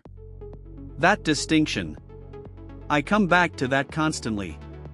You can understand why someone does something terrible without saying it's okay that they did it. Understanding the cause doesn't mean accepting the effect. A person can have a completely explicable reason for hurting others and still need to be stopped. But then Andrei goes further into his own head. He admits something darker. I should be a humanist. I'm supposed to love everyone. That's the great wisdom of the galaxy, the value and sanctity of human life. But I want Osinium to die. Osinium is the villain. And Andrei, who comes from an advanced civilization that has supposedly moved beyond violence and revenge, admits that he wants this man dead. Not captured. Not reformed. Dead. He knows that's not what he's supposed to feel. He knows his civilization's values say every life is sacred. But the emotion is there anyway. Honest. Raw. This is what makes Bulychev's work so powerful. He doesn't let his characters be perfect moral examples. They're people from an advanced society trying to hold on to advanced values while dealing with real fear and anger and hatred. And sometimes those values bend. Sometimes they almost break. I want to tell you about 3 moments in this section that form a pattern, and once you see it, you notice it everywhere in real life. The first is when Pruk, the mountain clan leader, orders Osiniu to kill someone. Not an enemy. A friend's brother who just wants to help his sibling in battle. Pruk says, there is a great cause and there is duty, not one warrior of my clan would dare violate duty. And Osiniu obeys. He kills this person because his leader framed it as duty. Now here's what happens after. Osiniu performs the burial ritual. He extends his hands with earth, the way you're supposed to. And every single warrior turns away from him. They all step back. He followed orders. He did his duty exactly as commanded.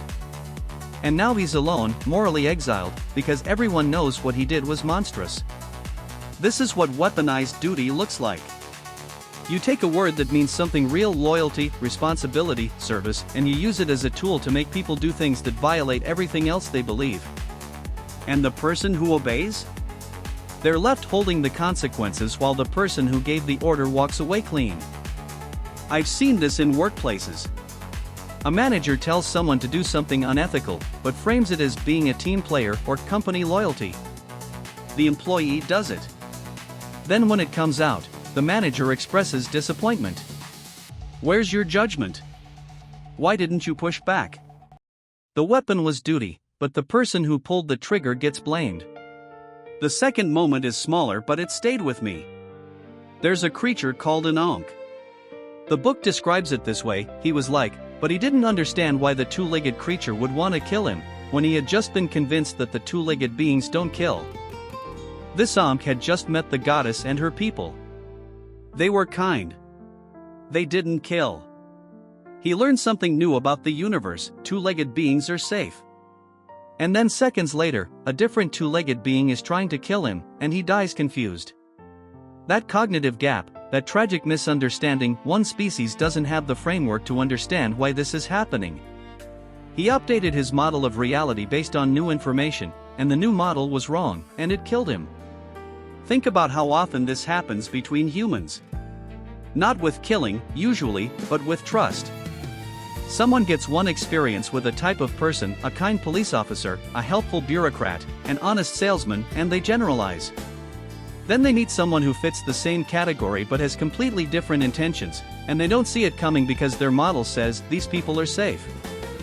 Or the reverse. Someone gets hurt once and updates their model to all people in this category are dangerous, and they can't see the exceptions standing right in front of them. The third moment involves Braun and a gun. There's an attack. Braun has a pistol. He could shoot. The book says Braun had the gun and Braun didn't shoot. He wasn't ready to shoot a human being. Someone else, Foti, gets poisoned because of this hesitation. Having the tool isn't enough. You can give someone exactly what they need to protect themselves or others, and they still can't use it because psychologically they're not there yet. Braun wasn't a coward. He just hadn't crossed a threshold in his mind where shooting another person was possible. I think about this with people who stay in abusive relationships. Friends and family say, just leave. Here's money. Here's a place to stay. Here's a lawyer's number. All the tools are there. But leaving requires something internal that tools can't provide. It requires being psychologically ready to blow up your model of who you are, who the other person is, what your life means. Until that internal shift happens, the tools sit unused. Or think about people who have all the resources to change careers, to leave a city that's making them miserable, to end a friendship that's become toxic. The obstacle isn't external. It's that they're not ready, in the same way Braun wasn't ready. Now here's where Bulychev does something interesting.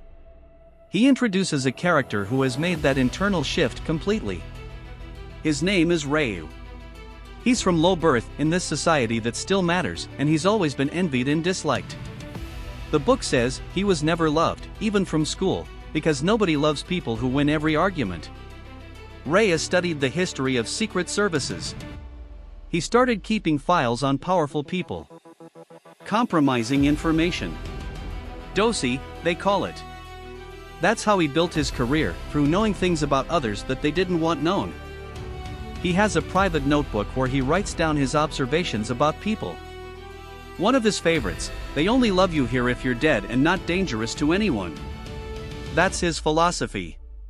Trust is impossible between living people who could threaten each other. Real affection only exists toward corpses. He has one close relationship. A man named Drak.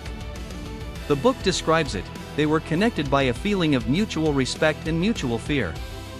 Not love. Not loyalty in the sense Prok was talking about. Mutual fear and respect. That's what Ryu considers closeness. Now Ryu is planning something. A coup. He's calculated everything. The timing has to be perfect. The time calculation must be perfectly exact. He's going to use a crisis, a panic, to seize power.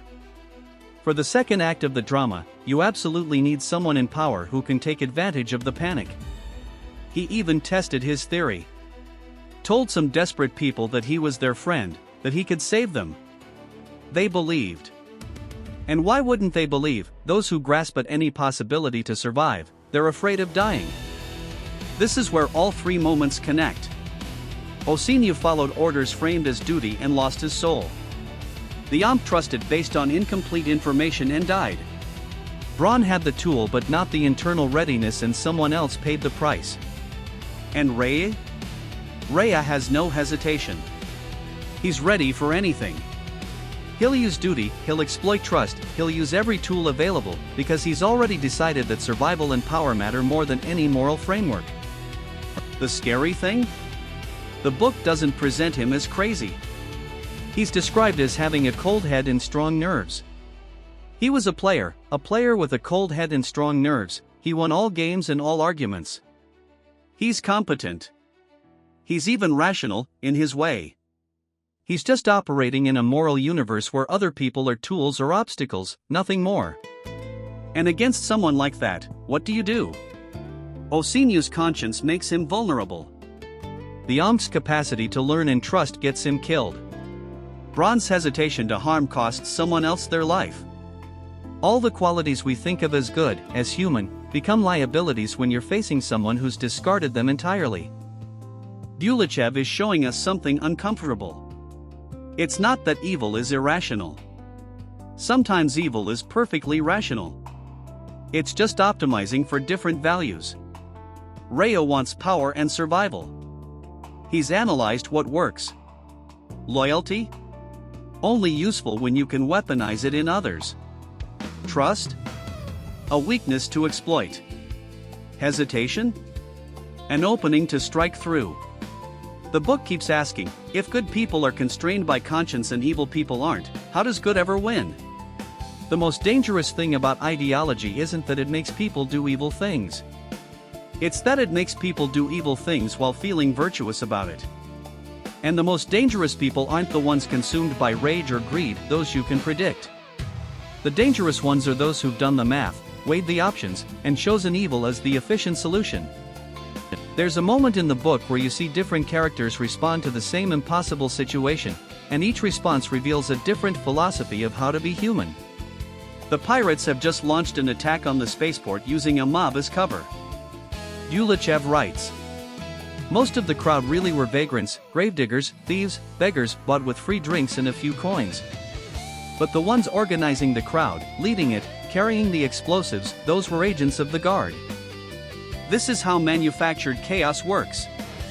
You take people who have real grievances, real desperation, and you give them just enough, a drink, a coin, a sense of belonging to something, to make them into your weapon. They think they're rebelling. They think they're taking action. But they're just cover. The real operators, the ones with the plan and the explosives, move through the crowd invisible because everyone's looking at the angry mob. I've seen this pattern in newsreels from a dozen different countries and decades. The faces change, the causes change, but the structure stays the same. Real anger gets harvested and aimed like a tool. And the people doing the harvesting convince themselves they're doing necessary work. During the attack, something interesting happens with the architecture. The soldiers defending the control tower manage to hold off a much larger force because of one simple fact. On the narrow staircase, numerical superiority disappeared. This is something anyone who's worked security or even managed a crowd understands instinctively. Space changes power. In an open field, 10 people can surround one. But in a hallway, on a staircase, through a doorway, suddenly numbers mean less than position. The attacker has to come at you one at a time, or maybe two if they're willing to get in each other's way. Training matters more. Equipment matters more. Will matters more. It's why castle architects built spiral staircases that turn clockwise going up. It gave the defender swinging his sword with his right hand the advantage, while the attacker coming up had the central column blocking his sword arm. These aren't abstract tactical principles. They're about how bodies move in space, how physics limits violence, how the shape of a room can be the difference between massacre and stalemate. After the attack fails, Rhea has to do damage control. He's planned this operation, but now it's blown up, literally and politically. And here's where you see how the truly calculating mind works.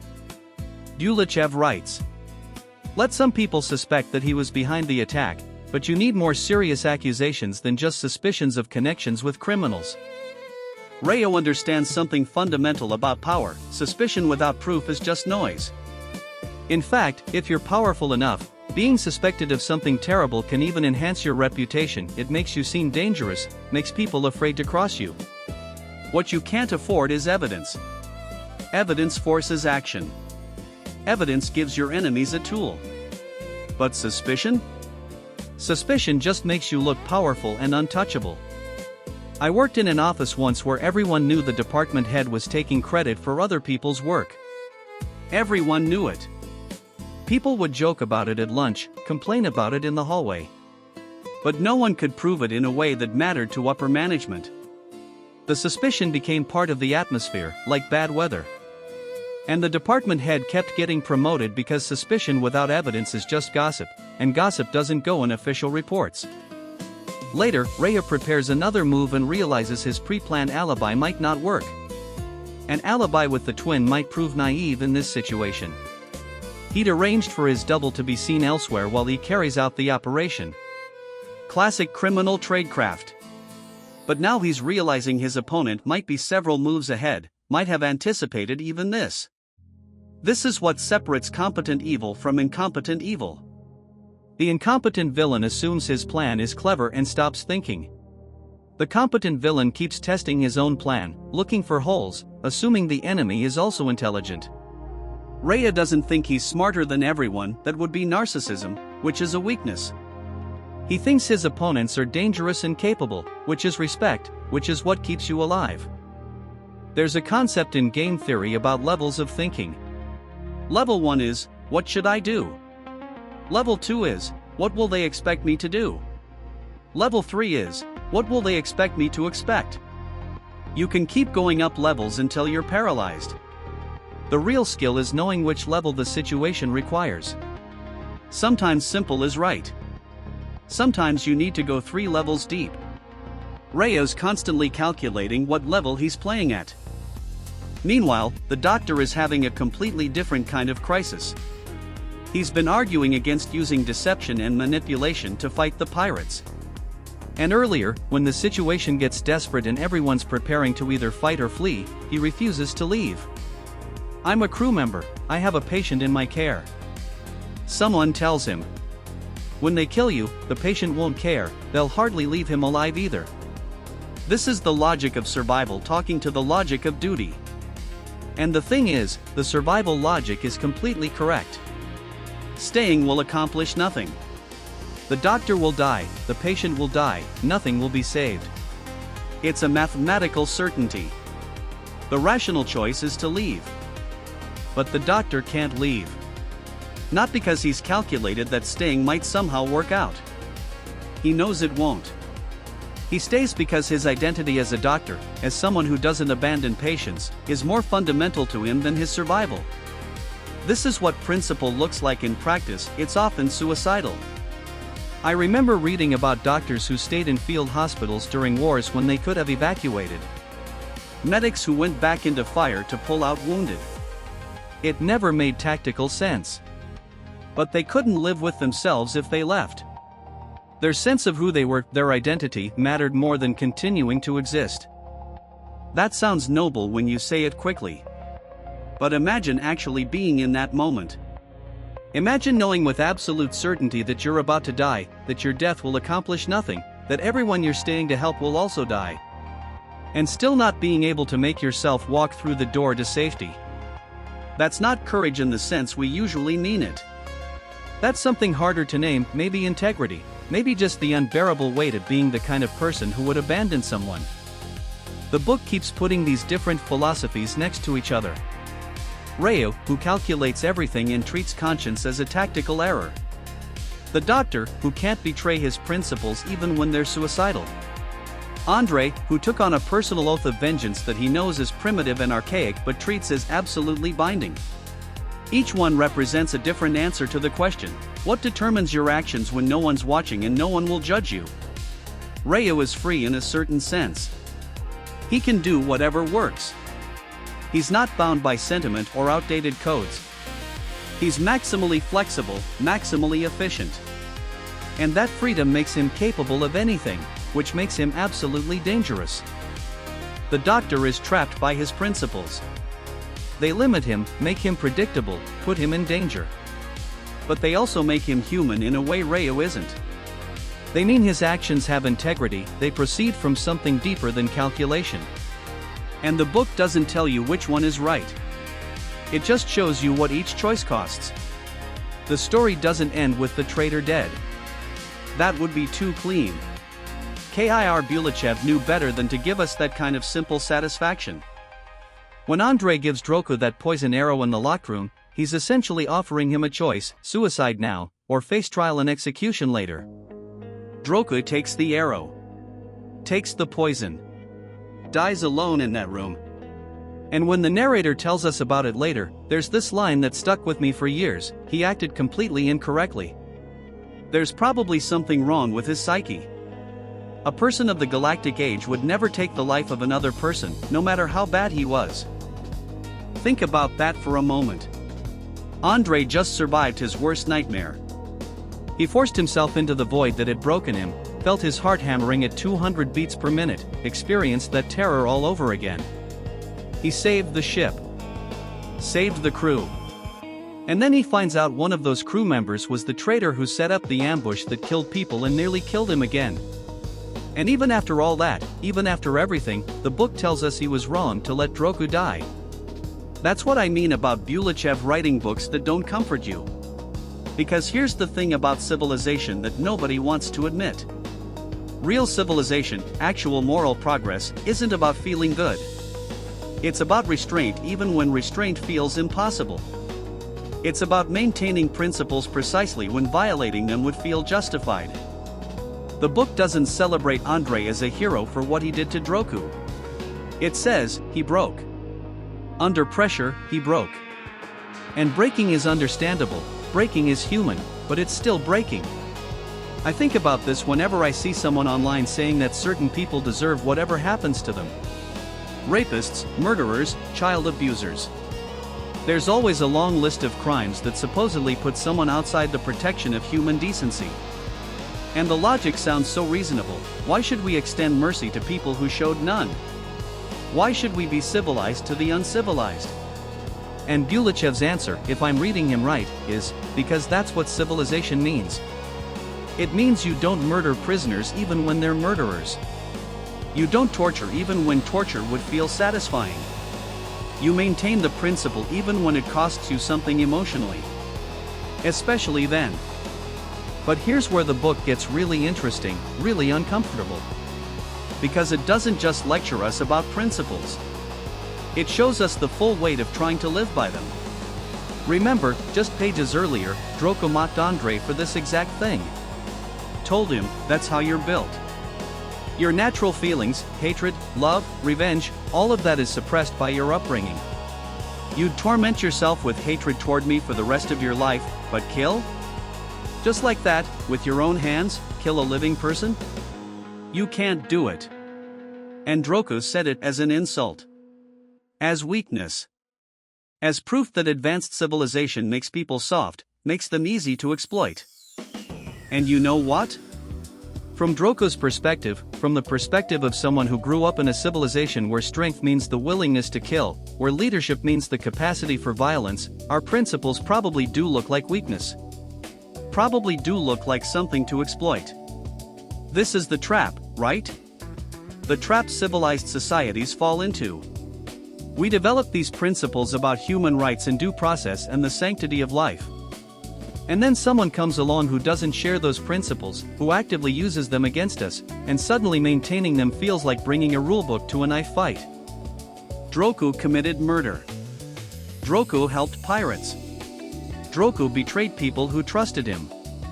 And when caught, he tried to hide behind the very laws his civilization didn't follow. I'm a representative of a developing civilization and I demand the right to non-interference.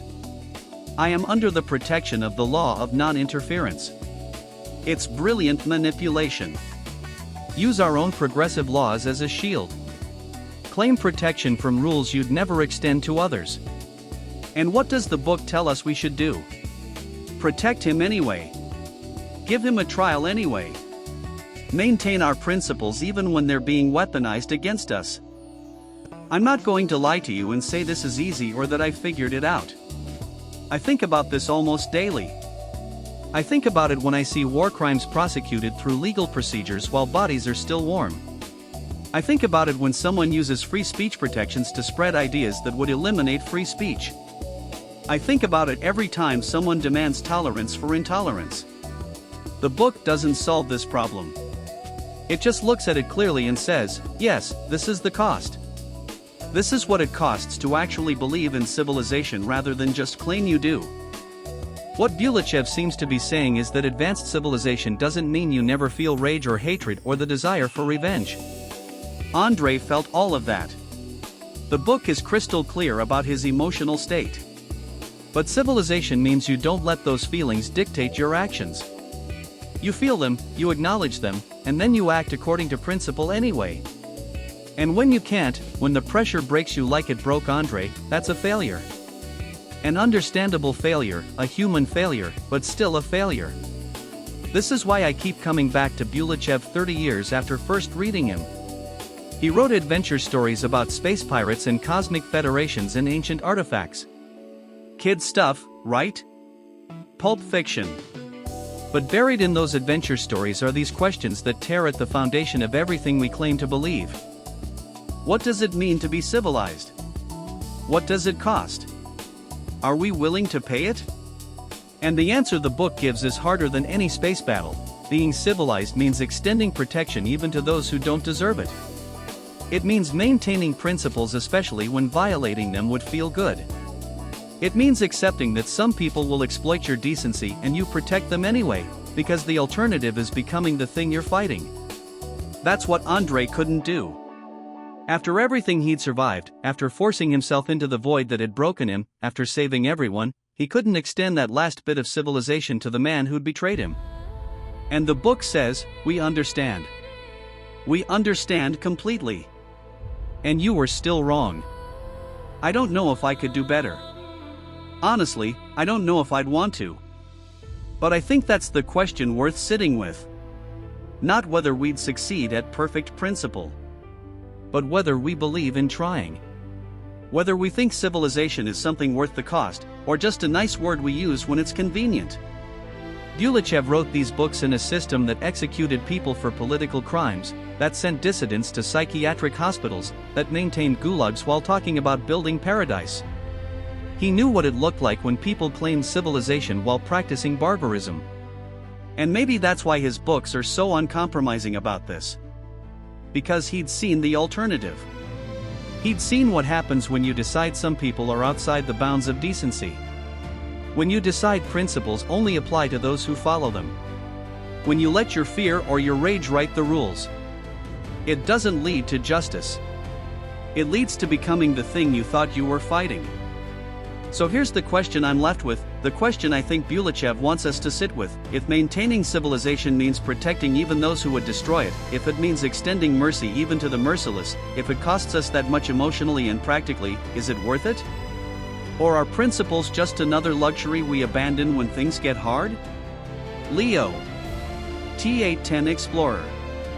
By Alpha Ross.